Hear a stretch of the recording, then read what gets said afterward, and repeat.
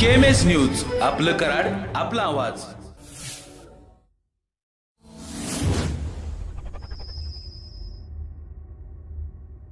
नमस्कार मित्रो, मी रोटरियन रणजित छेवाळे. आज केएमएस न्यूज चॅनलच्या आजच्या मुलाखतीच्या सत्रामध्ये आपल्या सोबत आहेत डॉक्टर राहुल फासे, कराडमधले सुप्रसिद्ध नेत्र तज्ञ, अशी ख्याती मिळवलेले आणि ह्या कोरोनाच्या कार्यकाळामध्ये गेल्या 6 महिन्यापासून असंख्य पेशंटशी त्यांचा संपर्क आलेला आहे. नेत्ररोग तज्ञ असल्या कारणाने पेशंटची जवळीक आलेली आहे. एवढं सगळं होऊन सुद्धा आज त्यांनी स्वतःला, स्वतःच्या परिवाराला ह्या कोरोनापासून पूर्णपणे संरक्षण दिलेलं आहे. त्याचबरोबर आपल्याला हाही प्रश्न पडेल की कोरोनाच्या कालखंडामध्ये नेत्ररोग तज्ञ डॉक्टरांच्याकडनं आपण कसं काय कोरोना हा विषय कसा समजून घेऊ शकतो. तर मला आपल्याला सांगावंसं वाटेल की या सगळ्या प्रक्रियेमध्ये डॉक्टर राहुल फासे, जे रोटरी क्लब ऑफ कराडचे 2 वर्षापूर्वीचे अध्यक्ष होते, ज्यांनी सामाजिक कार्यामध्ये सुद्धा आपलं प्रचंड नावलौकिक मिळवलेलं आहे, त्यांनी या विषयामध्ये प्रचंड कामकाज केलेलं आहे. त्यांचा अनुभव आज आपण त्यांच्याच तोंडातून ऐकणार आहोत, समजून घेणार आहोत. सर्वांना विनंती असेल की आजचं जे काही मुलाखतीचा विषय आहे, त्या मुलाखतीच्या विषयामध्ये डॉक्टरांना त्यांच्या अनुभवातून आपणाला जागृत करण्याच्या उद्देशाने, आपल्याला समजून सांगण्याच्या उद्देशाने जे विषय आहेत ते निश्चितपणे आपण सर्वांनी अतिशय कटाक्षाने पाळावेत अशी सर्वांना विनंती करतो आणि मुलाखतीला सुरुवात करतो. डॉक्टर साहेब, सगळ्यात पहिल्यांदा आपलं स्वागत आहे या विषयामध्ये. आतापर्यंत ह्या सगळ्या प्रक्रियेमध्ये गेल्या 6 महिन्यामध्ये आम्ही बघतोय की आपलं क्लिनिक अहोरात्र सुरू आहे, अजिबात बंद नाही किंवा सुट्टी नाही. आमचा असा अंदाज होता की नेत्ररोग तज्ञ किंवा इतर जे डॉक्टर्स आहेत, आता बऱ्यापैकी सगळ्यांनी कुठं ना कुठं तरी कुणाला अडचण झालेली आहे. काही लोकांनी बंद केले, काही लोकांनी गॅप घेतले. तुमचा या प्रक्रियेमधला अनुभव कसा आहे सर? थोडस लक पण म्हणता येईल याच्यामध्ये. परंतु मी जसं म्हटलं की आपणाला कोरोनाबद्दलची जी जागरूकता आहे ती यामध्ये खूप काम करणारी आहे. कोरोनाची काळजी करण्यापेक्षा काळजी घेणं, तुम्ही स्वतःला याच्यापासून कसं वाचवू शकाल, याच्यासाठी काय प्रिकॉशन्स घेऊ शकाल, काय काळजी घेऊ शकाल की जेणेकरून तो कोरोनाचा व्हायरस तुमच्या शरीरामध्ये जाऊ शकणार नाही, याच्या संयुक्त विद्यमान जर काही तुम्ही काय करता आलं की काळजी घ्यायची. काळजी घ्यायचं म्हणजे काय करायचं आहे आपल्याला, की आज माझा प्रश्न होणार होता की काळजी घ्यायची म्हणजे नेमकं काय केलं पाहिजे. तर काळजी, आता अगदीच डोळ्याच्या हॉस्पिटलचं जर तुम्ही उदाहरण घेतलं तर आम्हाला जेव्हा डोळ्याचे नेत्र तपासणी करायची असते त्या पेशंटची, तेव्हा आम्हाला खूप जवळ, म्हणजे अगदी सेंटीमीटर्स मध्ये फक्त अंतर ठेवून इतक्या जवळ जाऊन डोळ्याची तपासणी करावी लागते. परंतु तरी देखील ते करणं तर खूप गरजेचं आहे, कारण पेशंट्स वाढत आहेत, आपण पाहतो आहोत, आणि त्यांना जो होणारा त्रास आहे तो आपल्याला कमी करणं हे तर खूप गरजेचं आहे. तर याच्यामध्ये मग आपण काय काळजी घेऊ शकू, की जसं सांगितलेलं आहे की मास्क सगळ्यात महत्वाचं. जर आपल्याला कोरोना टाळायचा असेल, आज प्रत्येक जो काही मनुष्य आहे, जो कोणी रुग्ण आहे किंवा आज येणारा प्रत्येक जो मनुष्य आहे, त्यांनी जर काही काळजी घ्यायची असेल तर ती मास्क आहे. आपण पाहिलं की सुरुवातीच्या काळापासून अगदी जगभरामध्ये जर प्रत्येक गव्हर्नमेंट असो किंवा कुठलीही संस्था असो, त्यांनी जर काही सांगितलं असेल तर त्या 3च गोष्टी सांगितल्या की तुम्ही मास्क लावा, तुम्ही सोशल डिस्टन्सिंग पाळा आणि तुम्ही हँड वॉश करा. या 3 गोष्टी जर केल्या तुम्ही तर कोरोना हा तुमच्या जवळपास सुद्धा फिरकू शकणार नाही. तर आम्ही हेच केलेलं आहे की मास्क जो आहे तो अत्यंत स्ट्रिक्टली पाळलेला आहे की मास्क लावल्याशिवाय घराच्या बाहेर पडायचं नाही.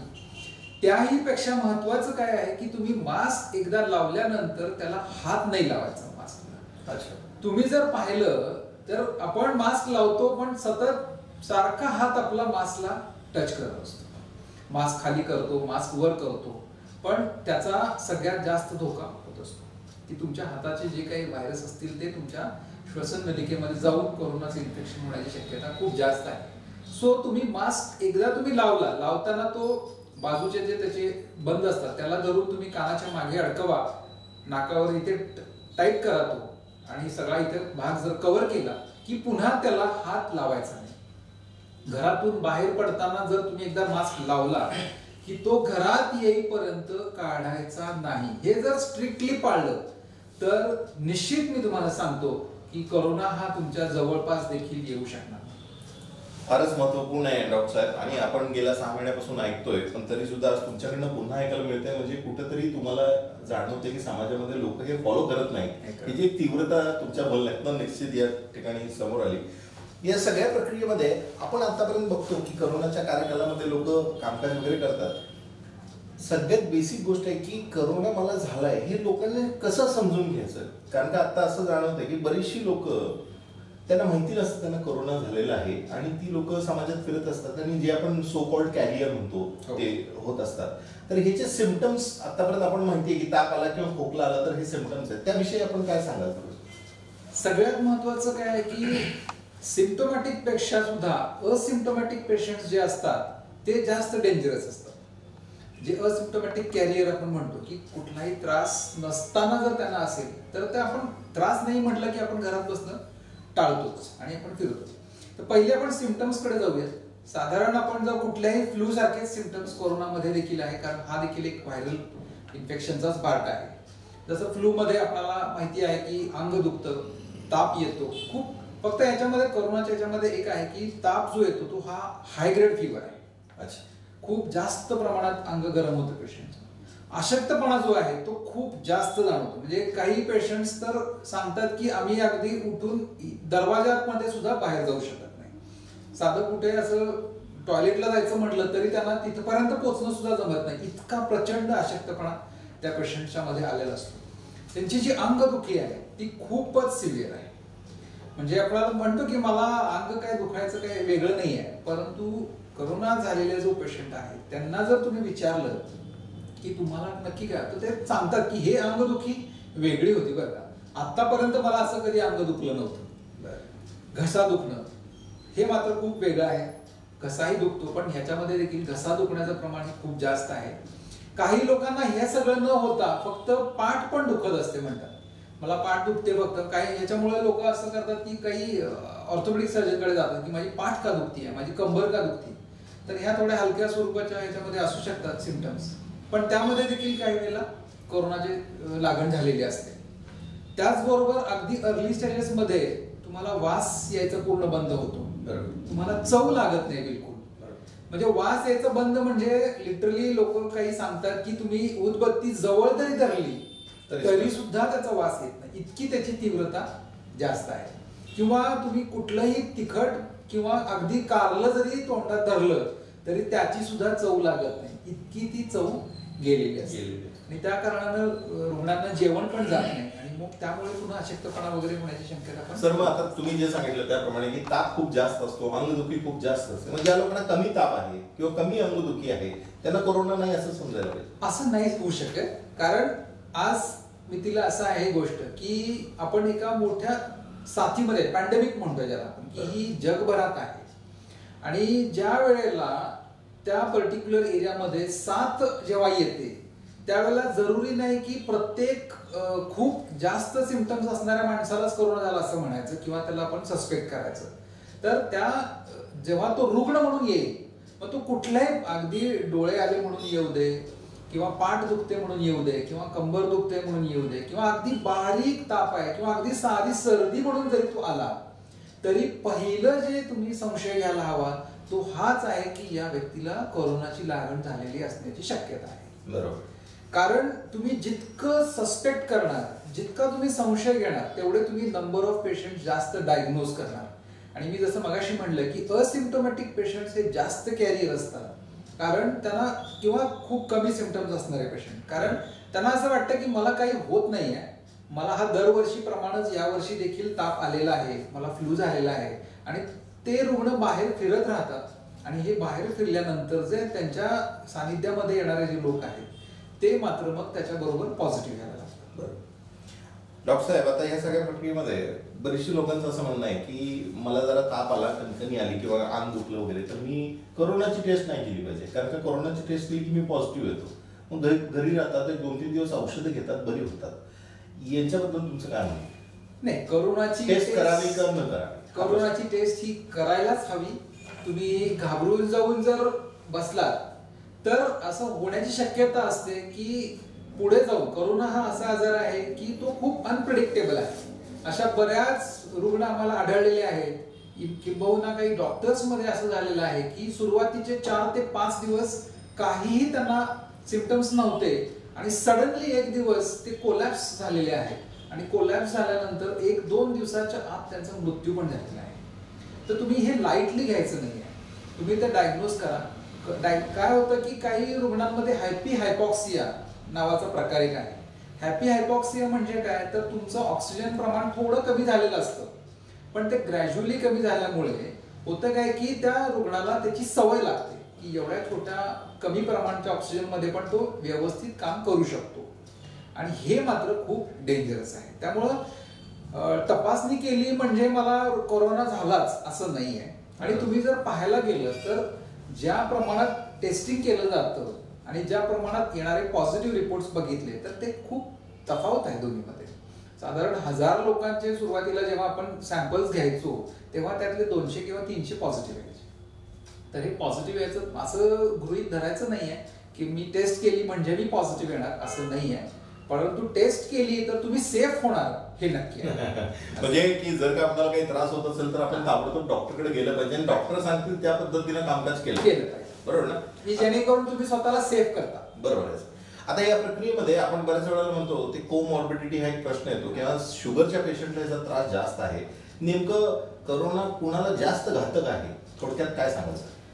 थोडक्यात सांगायचं झालं तर कोमॉर्बिडिटीज म्हणजे काय की त्यांना जे रुग्ण वयस्कर आहेत 65च्या वरती आहेत किंवा ज्यांना डायबिटीस आहे किंवा ज्यांना दुसरे कुठले इम्युनो कॉम्प्रोमाइज्ड डिसीज किंवा ज्याला म्हणतो की कॅन्सर आहे किंवा ज्याच्यामध्ये काही औषधं अशी असतात की ज्याच्यामुळे तुमची प्रतिकार शक्ती कमी झालेली असते, तर अशा प्रकारचे जे रुग्ण आहेत त्यांना कोमॉर्बिडिटीज झालेले आहेत असे म्हणतो. आणि ही प्रतिकार शक्ती कमी असल्यामुळे हे रुग्ण लगेच त्यांची प्रकृती खालवण्याची शक्यता जास्त असते. आता डायबिटीस असणाऱ्या लोकांमध्ये होतं काय की काही औषधं अशी आहेत जसे की स्टिरॉइड्स आहेत की जे स्टिरॉइड्स जर आपण कोरोनाची लागण झालेल्या पेशंटला जर दिले तर डायबिटीस असणाऱ्या लोकांना होते काय की स्टिरॉइड्समुळे त्यांची शुगर खूप शूट होते आणि ते इव्हन काही नॉर्मल पेशंट असतात त्यांना पण स्टिरॉइड्स दिल्यावरती त्यांची शुगर शूट होते. पेशंट म्हणतात की आम्हाला तर शुगर नव्हती, पण काही औषधांमुळे स्टिरॉइड्समुळे औषधांमुळे शुगर शूट होऊ शकते. अशामध्ये पुन्हा प्रतिकार शक्ती कमी होण्याची शक्यता असते. सर, एखाद्या घरामध्ये जर का इन्फेक्शन होऊ नये ह्याच्यासाठी तुम्ही एखाद्या गृहिणीला होम सॅनिटायझेशन किंवा घरामध्ये कोरोनाचा प्रादुर्भाव आपल्या झाला नाही पाहिजे ह्याच्यासाठी गृहिणींना तुम्ही काय सांगाल सर? अशा ठिकाणी काय टिप्स द्याल का? गृहिणींना टिप्स असा देण्यासारख्या खूप साऱ्या आहेत. त्यांनी सगळ्यात पहिली गोष्ट काय करायची आहे की सॅनिटायझेशन जे म्हणतो आपण. समजा बाहेरून भाजी घेऊन आलेलो आहोत आपण, तर ती आणल्या लगेच आत न घेता थोडा वेळ तुम्ही बाहेर ठेवू शकता. सॅनिटायझेशन म्हणजे स्वच्छता. सॅनिटायझेशन म्हणजे स्वच्छ ठेवणं. आणलेली जी काही मटेरियल जे बाहेरून आणले, आपण काही ग्रॉसरी आणली आहे, किराणा माल आणलेला आहे किंवा भाज्या आणलेल्या आहेत, त्या थोडा वेळ तुम्ही बाहेर ठेवू शकता. त्याला लगेच तुम्ही सॅनिटायझर मारला पाहिजे किंवा हँड वॉश मारला पाहिजे असं नाही आहे, पण तुम्ही थोडा वेळ ती बाहेर ठेवा.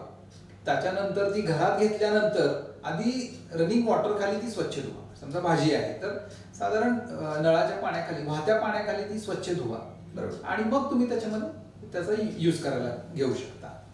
ओके. आता सर, या सगळ्या प्रक्रियेमध्ये करोना झालेल्या लोकांपैकी एक साधारणपणे समज असा की करोना झाला म्हणजे आता माझं आयुष्य संपलं, म्हणजे असं लोक आहेत. एखादा व्यक्ती करोना पॉझिटिव्ह आला की त्यानं काय केलं पाहिजे? इनफॅक्ट त्यांनी उलट स्वतःचे आभारच मानले पाहिजे की मला आता एक अँटीबॉडीज तयार होणार आहेत. अच्छा. आणि त्यांनी पहिले हे तयार केलं, मानसिकता ही केली पाहिजे की मी याच्यातून बाहेर पडणार आहे. बरोबर. हे सगळ्यात महत्वाचं आहे की मी याच्यातून बाहेर पडणार आहे. आज कोरोनाचे रुग्ण जे आहेत ते पहिले होतं काय की मला कोरोना झाला म्हणजे मी माझं आता संपलं. तर ही निगेटिव्हिटी जी आहे ही पहिले काढली पाहिजे. कारण जर तुम्ही पाहायला गेलं तर आज तिला जर तुम्ही बरं होण्याचा रेट पाहिला तर तो खूपच जास्त आहे. बरोबर. फार कमी लोक आहेत की जे सिरियस झालेले आहेत किंवा त्यांची डेथ झालेली आहे. आणि त्यामध्ये सुद्धा प्रत्येक जे डेथ झालेले रुग्ण आहेत त्यांना कोमॉर्बिडिटीज ह्या आहेतच. बरोबर. म्हणजे एखाद्याला करोना झाला म्हणजे तो अडचणीत गेलाय असं नाही, बिलकुल नाही. खूप लाखो लोक यातून बरी होऊन. आणि आता आपण पाहिलंय की होम आयसोलेशन मध्ये किती लोक बरे झाले. बरोबर. असं. सो तुम्ही पॉझिटिव्ह राहा आणि इनफॅक्ट मी म्हणलं ना की कोरोना झाला म्हणजे तुमच्यामध्ये अँटीबॉडीज तयार झाल्या आणि you have become steel more safe. बरोबर आहे सर. आता या सगळ्या प्रक्रियेमध्ये बऱ्याच वेळेला एखाद्या घरामध्ये कोरोना ज्या वेळेला होतो त्यावेळेला त्या घरामधल्या इतर लोकांना सुद्धा त्याचं इन्फेक्शन होतं. हो, असं आपणाला निदर्शन आलंय. पण तरी सुद्धा सगळ्या घराची टेस्ट केली तर असं आपल्याला जाणवतं की त्यातले काही लोक पॉझिटिव्ह दिसतात आणि काही लोक निगेटिव्ह. आता ती लोक संपर्कात येऊन सुद्धा निगेटिव्ह राहिली, असं काय घडतं? प्रत्येकाची जी प्रतिकार शक्ती आहे याच्यावरती या गोष्टी बऱ्याच अवलंबून राहतात. की काही जे काही तरुण मंडळी असतात त्यांची प्रतिकार शक्ती खूप चांगली असते, पण ते कॅरियर असू शकतात. सम अदर टाइम ते कॅरियर झालेले असू शकतात आणि त्यांच्या मार्फत काही वेळेला तो घरात आलेला पण असू शकतो. आणि घरातील जी वयोवृद्ध लोक आहेत त्यांची जी प्रतिकार शक्ती कमी आहे त्यांना ती लागण होते, ते पटकन कॅच करतात आणि मग त्यांना मध्ये ते लागण होते आणि मग जे काही यंग पेशंट आहेत ते थोडेसे निगेटिव्ह राहतात. बरोबर. त्यामुळे अनप्रेडिक्टेबल कोरोना जो आहे आपण म्हणतो ना की तो खूप अनप्रेडिक्टेबल आहे. ओके.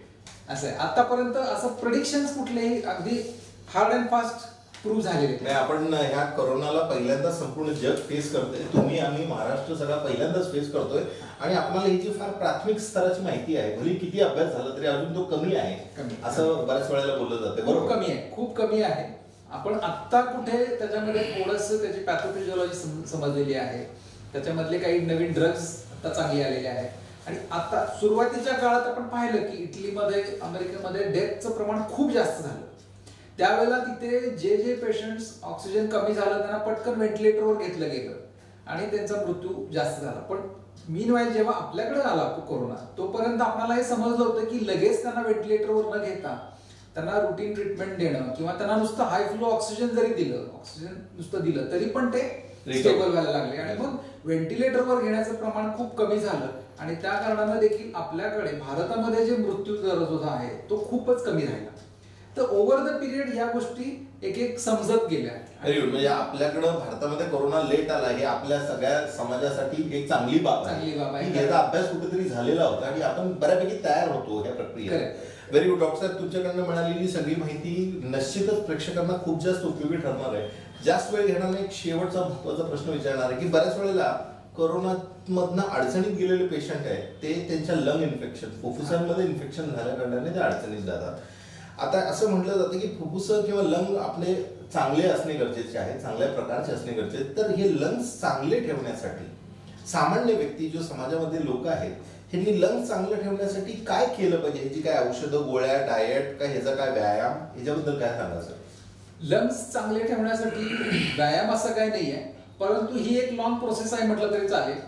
आपण सुरुवातीपासून जर स्मोकिंग किंवा कुठलंही व्यसन जर टाळलं तर तुमचे लंग्स हे नक्कीच हेल्दी राहतात लॉंग टर्म मध्ये. त्याच्यानंतर सगळ्यात महत्वाचा पार्ट आहे तो सकाळच्या किंवा मोस्ट प्रॉब्ली सकाळच्या जी फ्रेश एअर असते, अशा फ्रेश एअर मध्ये जेव्हा तुम्ही फिरायला जाता आणि त्या फिरायला गेल्यानंतर तुम्ही तुमचं जे वॉकिंग आहे किंवा रनिंग जे आहे ते जेव्हा ब्रिस्क करता तेव्हा तुमचं इन्हलेशन जे आहे ते खूप स्ट्रॉंग झालं पाहिजे.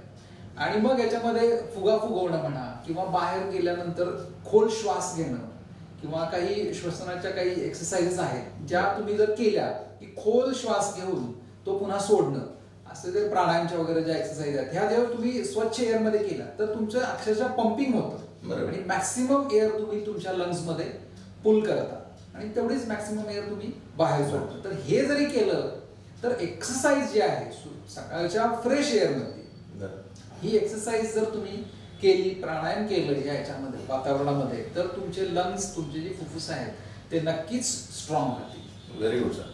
आतापर्यंत आपण डॉक्टर साहेबांच्याकडनं बरीचशी इन्फॉर्मेशन घेतली. आता तुम्हाला या सगळ्या प्रक्रियेमध्ये मला असं आता म्हणायचं की तुमच्या एक जस्ट एज अ लेमॅन म्हणून की आम्ही तर इतके पेशंट्स पाहिले, इतक्या पेशंटच्या मधून आम्ही गेलो, आम्ही अभ्यास केला, आम्ही एका मेडिकल व्ह्यू न बघितलं. पण मला तुम्हाला असं विचारायचं की मला माहिती आहे की तुमच्या घरामध्ये जवळपास एक 6 पेशंट्स पॉझिटिव्ह आले, ज्याच्यामध्ये तुमचे 79 वर्षाचे वृद्ध वडील आहेत, तुमची बहीण आहे जिला स्वतःला डायबिटीस होता, पण हे सगळे सुद्धा सुखरूप याच्यातून बाहेर आलं. तर या कालावधीमध्ये तुम्ही काय केलं ऍज अ लेमॅन तुम्ही जर सगळ्यांना सांगितलं तर ते पण सगळ्यांना भावेल. बरोबर. माझा जर का वैयक्तिक अनुभव जर विचारला तर मी पहिली गोष्ट हे नक्की सांगेन की आज जे काही आपण मीडियामधनं वगैरे बघतो, हेल्थ ऑर्गनायझेशन्स किंवा आपलं इंडियन हेल्थ इन्फ्रास्ट्रक्चरवरती बोलतो, गव्हर्नमेंट हॉस्पिटल्स, डॉक्टर्स हे ते ह्यांच्याबद्दल बोलतो.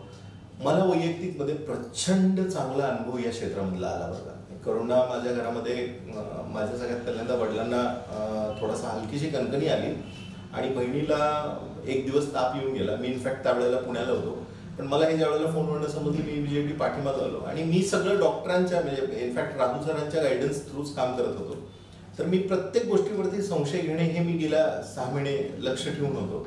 आल्याला इमिजिएटली त्यांची टेस्ट केली आणि त्या दोघांचे रिपोर्ट्स पॉझिटिव्ह आले. मी आयसोलेट केलं होतं, घरातल्या सगळ्या लोकांची टेस्ट केली आणि 9 लोकांपैकी 6 लोक पॉझिटिव्ह आले. महत्वाची गोष्ट म्हणजे 6 पैकी कुणालाही सिम्पटम नव्हते, म्हणजे सगळ्यांना हलके हलके सिम्पटम, म्हणजे वडिलांना आणि बहिणीला फक्त सिम्पटम येऊन गेले आणि कुणालाही सिम्पटम नव्हते. परमेश्वराच्या कृपेने मी, माझी वाईफ आणि माझा भाचा आम्ही तिघही निगेटिव्हच राहिलो. पण हे झाल्यानंतर त्या दोघांना आम्ही हॉस्पिटलमध्ये ऍडमिट केलं, कारण का बहिणीला शुगरचा त्रास होता आणि वडिलांचं वय झालं होतं. त्यांना रुटीन ट्रीटमेंट जे काय हॉस्पिटलमध्ये दिली जाते ते हॉस्पिटलमधली ट्रीटमेंट घेऊन आज ते घरी आलेले आहेत आणि घरी येऊन एक त्यांना 8-10 दिवस झालेले आहेत. मी बघतोय तर ते एकदम रफ अँड टफ आणि नॉर्मल लाईफ जगतायत, त्याच्याबद्दल काय अडचण नाही. पण ह्या सगळ्या प्रक्रियेमध्ये घरामध्ये काळजी घेणे हे फार महत्वाचं आहे. ज्यावेळेला मला आठवतं की ज्या वेळेला आम्ही 6 जण पॉझिटिव्ह आल्यानंतर आम्ही त्या दिवशी रात्री घरातल्या राहिलेल्या 3 जणांनी मिटिंग घेतली. मिटिंग म्हणजे आम्ही बसलो एकत्र आणि आम्ही एकमेकांच्यावर चर्चा केली आणि त्यावेळेला आम्ही ठरवलं की आता घरी जरी 6 जण पॉझिटिव्ह आले असले तर आपण आता इथनं पुढे हा चंग बांधायचा की काय वाटतं त्या परिस्थितीत 3 पैकी एकही पॉझिटिव्ह इथून पुढे आला नाही पाहिजे. मग त्याच्यासाठी जो काही घरातल्या लोकांच्या बरोबरचा सेफ डिस्टन्स आहे, सगळ्यात महत्वाचा रोल मी सांगेन या ठिकाणी की घर स्वच्छ ठेवण्याच्या प्रक्रियेमध्ये सोडियम हायपोक्लोराइड नावाचं केमिकल बाजारात मार्केटमध्ये मिळतं. मी लिटरली घर 3 वेळेला सोडियम हायपोक्लोराइडनं पूर्ण क्लीन करून घेत होतो. जिने असतील, ज्या ज्या ठिकाणी हात लागतो, दरवाजे असतील, कडी कोंडा, फ्रीजचा दरवाजा असेल, ह्या सगळ्यांना क्लीन करून घेतलं आणि जे डॉक्टरांनी मेडिसिन्स दिलेले आहेत ते अतिशय वेळेवरती देणे आणि त्यांचा जो आहार आहे, तुम्हीच सांगितलं होतं म्हणजे protein diet, high protein diet त्यांना व्यवस्थित दिलं. कडधान्य असेल, भाजीपाला असेल, अंडी ऑब्विसली मी त्या प्रक्रियेमध्ये दिली, लिंबू पाणी चांगल्या प्रकारे दिलं, अशा काही गोष्टी पाळल्या आणि मला असं जाणवलं की त्याच्यानंतर त्या लोकांना परत काही त्रास पण झाला नाही. म्हणजे त्यांना 14 दिवसांचं क्वारंटीन सांगतो, पण साधारणपणे मी त्यांचं सगळं मिळून 28 दिवसांचं क्वारंटीन पूर्ण करून 10 दिवस झाले आज. ह्या सगळ्या असा एक अनुभव मात्र शेअर करेन आणि तो मी अभिमानानं सांगेन की मला राहुल सरांनीच त्या अनुभवासाठी आधीच प्रिपेअर केलं होतं की तुम्ही तुमच्या इमोशन्सवर कंट्रोल ठेवा, तुमच्या भावनांवर कंट्रोल ठेवा. माझं फ्लॅट आहे, माझ्या फ्लॅटच्या शेजारी माझा बहिणीचा फ्लॅट आहे, तिथं सगळे क्वारंटीन झालेली घरातली 4 मंडळी होती, ज्याच्यामध्ये माझी 2 मुलं, वय वर्ष 11 आणि वय वर्ष 13. 11 वर्षाची कन्या आहे आणि 13 वर्षाचा मुलगा आहे. 13 वर्षाचा थोडासा टीन एज मध्ये आलेला आहे आणि तो दिसायला वगैरे गोरापान स्मार्ट झालेला आहे. आपली मुलं आपल्याला नक्कीच आवडतात. पण या सगळ्यांना मी सकाळचं सूर्यप्रकाशाला वर पाठवायचो आणि संध्याकाळचा थोडासा हलका व्यायामासाठी टेरेसवर जायचे. मग ते जात असताना माझ्या दारावरनं जायचे आणि माझा दरवाजा कायम उघडा. एक दिवशी संध्याकाळची वेळ तो उघडा होता आणि आम्ही घरी, मी, माझी वाईफ आणि माझा भाचा बसलो होतो आणि नेमका मुलगा वरनं खाली आला आणि दरवाजात उभा राहिला आणि आम्हाला बसलेलो बघितला आणि त्यानं विचारलं की मी आत येऊ का. तो जो प्रश्न होता ना तो काळजाला पिळून टाकणारा, म्हणजे एखाद्या गरम तव्यावरती शिंतोडे पडल्यानंतर जशी आवाज होतो ना तशा अंतर्मनामध्ये तसा आवाज येत होता. त्याला मी हो म्हणून उत्तर दिलं. मी हो एवढ्यासाठीच म्हणलं की ये म्हणलं, कारण का ज्या आपला स्वतःचा मुलगा ज्याच्यासाठी आपण संपूर्ण आयुष्यभर काम करत असतो तो आपल्या दारात उभा राहतोय, आई वडील आत बसल्यात आणि आई वडिलांना म्हणतो तुम्ही आत येऊ का. ते अतिशय केविळवाणी परिस्थिती झाली. तिची आई तर ढसत त्या ठिकाणी फक्त डोळ्यातनं अश्रू काढत बसली होती, ती बोलू शकली नाही. मी फक्त त्याला आत ये एवढंच म्हणू शकलो, त्याच्या पुढे त्याच्यावर मी बोलू शकलो नाही, कारण का मला माहिती होतं मी जर बोललो असतो तर कदाचित मी पण त्या ठिकाणी ओक्साबोक्सी रडलो असतो, अशी ती परिस्थिती होती. तो आत आला, 5 मिनिटं बसला आणि त्याचा तो उठून परत माघारी निघून गेला. तर मला त्यावेळेला डॉक्टर साहेबांनी सांगितलं होतं की हे इमोशन जर तुम्ही कंट्रोल ठेवले तर तुम्ही ह्याच्यापासून लांब राहू शकाल. बऱ्याच वेळेला घरामध्ये एखाद्या व्यक्तीवरला ताप आला, कणकणी आली, अंग दुखलं तर आपण तो आपला आहे आणि त्याला कोरोना नाही असा समज करून त्याच्यावर बिहेवियर करतो, जे चुकीचं आहे. याच्यामुळे काय आहे, घरातली इतर मंडळी अडचणीत जातात किंवा आपण समाजात जातो आणि समाजातल्या इतर मंडळींना ते कोरोनाचं गिफ्ट देत फिरतो. असं नाही केलं पाहिजे. मित्र, घरामध्ये जर का तुम्ही स्वच्छतेची काळजी घेतली आणि जेवढं शक्य असेल तेवढे वयोवृद्ध घरातल्या लोकांच्या संपर्कात घरातल्या इतर कुणीही मंडळींनी येऊ नये याची जर का काळजी घेतली तर मला वाटतंय की बऱ्यापैकी आपण या प्रक्रियेवरती याला अनुसरून अजून एक उदाहरण मी असं जस्ट एक छोटं 2 मिनिटात सांगतो की असंच एक उदाहरण आहे की एक साधारण एक 25-30 वर्षाची जी स्त्री आहे ती पॉझिटिव्ह आली. एक खेडेगावात त्यांचं घर होतं आणि तिला मी विचारलं की तू आता पॉझिटिव्ह आली आहेस तर तुला आयसोलेशन मध्ये राहावं लागेल किंवा तुला हॉस्पिटलमध्ये ऍडमिट व्हावं लागेल जरी तू असिम्प्टोमॅटिक असलीस तरी, कारण तुमचं घर तितकं मोठं नाही आहे. तर तिच्या घरातले म्हणाले की नाही सर, आमच्या शेजारी एक रूम आहे, त्याला टॉयलेट अटॅच पण आहे, जिथे मी आयसोलेट होऊ शकेन व्यवस्थित. तर म्हटलं बघ तुम्ही रिस्क घेऊ नका. तर नाही म्हणली सर, मी ते पाळेल व्यवस्थित. आणि ती आयसोलेट झाली वगैरे सगळं झालं. आणि आठवड्यानंतर काय असतं की त्याच्या कॉन्टॅक्ट मधले जे घरातले लोक आहेत त्या सगळ्या घरातल्या लोकांचा देखील स्वॅब पुन्हा घेतला जातो. ज्या वेळेला घरातल्या लोकांचा स्वॅब घेतला गेला तर त्या घरातले जे सगळे 4 लोक आहेत ते सगळे पण पुन्हा पॉझिटिव्ह आले. तर मी विचार केला की हे काय झालं असेल नक्की. तर त्यांची एक छोटी 4 वर्षाची मुलगी होती. ती मुलगी काय करायची की न कळत का होईना पण आईला भेटून यायची. आणि त्या कारणानं ती मुलगी जरी तिला काही त्रास नाही झाला पण शी ऍक्टेड ऍज अ कॅरियर. त्यामुळं त्या अख्ख्या घराला झालं. आणि फायनली मग शेवटी काय करावं लागलं की त्या सगळ्यांना पुन्हा घेऊन हॉस्पिटलमध्ये ऍडमिट करावं लागलं आणि पुढचे 15 दिवस पुन्हा सगळ्यांना हॉस्पिटलमध्ये राहावं. सो ह्या गोष्टी ज्या आहेत ना, ह्या आपण भावनिकतेच्या दृष्टीनं बाजूला ठेवून थोडं कठोर राहून हे सगळं बिडस्तपणा ठेवून जर हे आपण सगळेजण पाळू शकलो तर नक्कीच अजूनही आपण कोरोनाला लांब ठेवू शकतो. व्हेरी गुड डॉक्टर साहेब, तुम्ही दिलेला जे काही सगळा अनुभव आहे आमच्या प्रेक्षकांना नक्कीच आवडेल. आणि सर्व प्रेक्षकांना माझी विनंती असेल की डॉक्टर साहेबांनी सांगितलेले जे काही मुद्दे आहेत त्याचं प्रकर्षानं घरामध्ये सगळ्यांनी पालन करावं आणि सगळ्यांनी सुरक्षित राहावं. आम्हाला 100% खात्री आहे की आपण सगळ्यांनी एकत्रित कोरोनाशी लढून कोरोनाला आपण नक्कीच हरवणार आहोत. Stay safe, stay healthy. Thank you. KMS news, आपलं कराड, आपला आवाज.